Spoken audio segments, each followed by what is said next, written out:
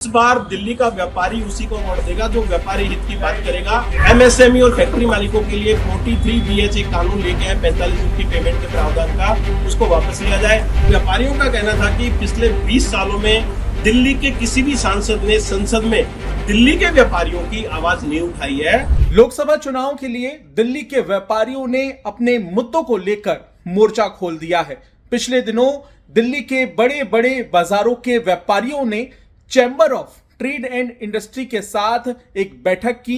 इस बैठक में 10 पॉइंट की मांग पत्र को तैयार किया गया है और सीटीआई ने इस मांग पत्र को दिल्ली की पॉलिटिकल पार्टियों यानी कि भारतीय जनता पार्टी, कांग्रेस और आम आदमी पार्टी को भेजा है। व्यापारी संगठन ये मांग कर रहा है कि इस मांग पत्र को चुनावी घोषणा पत्र में शामिल किया जाना चाहिए। दिल्ली में 25 मई के दिन वोटिंग होनी है और उससे पहले व्यापारी अपनी मांगों को लेकर अब राजनीतिक दलों पर दबाव बनाते नजर आ रहे हैं। देखिए इस वीडियो में। नमस्कार। देश में लोकसभा चुनावों का बिगुल बज चुका है। इसी को लेके आज कनॉट प्लेस में सीटीआई के नेतृत्व में दिल्ली के व्यापारियों की एक मीटिंग हुई, जिसमें चांदनी चौक, कश्मीरी गेट, खारी बावली, नया बाजार, सदर बाजार, चावड़ी बाजार, Connaught place, Karol Bagh, south x, Lajpat Nagar, तमाम जो मार्केट्स हैं उनके व्यापारियों ने हिस्सा लिया। व्यापारियों का कहना था कि पिछले 20 सालों में दिल्ली के किसी भी सांसद ने संसद में दिल्ली के व्यापारियों की आवाज नहीं उठाई है। तो व्यापारियों ने एक 10 मांगों का मांग पत्र तैयार किया है। इस मांग पत्र को बीजेपी, आम आदमी पार्टी और कांग्रेस के जो प्रदेश अध्यक्ष हैं उनको भेजा जाएगा।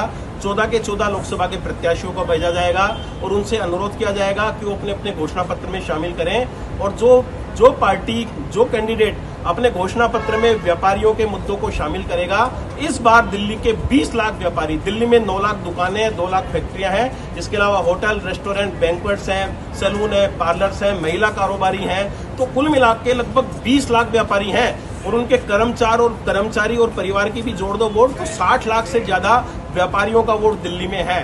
तो इस बार दिल्ली का व्यापारी उसी को वोट देगा जो व्यापारी हित की बात करेगा। जो 10 मांगे प्रमुख हैं उसके अंदर में एक जीएसटी बहुत बड़ा मुद्दा है। जीएसटी के पोर्टल में बहुत सारी खामियां हैं, उसको ठीक किया जाए। एमएसएमई और फैक्ट्री मालिकों के लिए 43 बीएच एक कानून लेके आए 45 दिन की पेमेंट के प्रावधान का, उसको वापस लिया जाए। दिल्ली में सीलिंग का जिन आज भी बरकरार है, संसद के अंदर एक कानून लाया जाए सीलिंग से समस्या के निदान के लिए। ई कॉमर्स एक बहुत बड़ा मुद्दा है, व्यापारियों को सस्ती दरों पे लोन मिलना चाहिए। इसके अलावा केंद्र सरकार ट्रेड इंडस्ट्री डेवलपमेंट के लिए बोर्ड स्थापित करे। इसके अलावा ई कॉमर्स पॉलिसी में सुधार की आवश्यकता है। नई दिल्ली एरिया में जो मार्केट्स है वहाँ पे लाइसेंस फीस और हाउस टैक्स एक बहुत बड़ा मुद्दा है। पुरानी दिल्ली के जो बाजार है, वर्ल्ड सिटी एरिया, वहाँ के रीडेवलपमेंट के लिए एक अलग पैकेज की घोषणा करनी चाहिए। तो कुल मिला के ये 10 मांगों का मांग पत्र आज दिल्ली के व्यापारियों ने तैयार किया है और हम अनुरोध करते हैं तीनों पार्टियों से कि अपने अपने घोषणा पत्र में इसको शामिल कीजिए। नहीं तो इस बार दिल्ली का व्यापारी सबक सिखाने के लिए तैयार है और उसी को वोट देगा जो व्यापारी हित की बात करेगा। धन्यवाद। दिल्ली में चाहे दुकानों की सीलिंग का मामला हो या फिर बाजारों में अव्यवस्था का, यह हमेशा से ही बड़े राजनीतिक मुद्दे रहे हैं।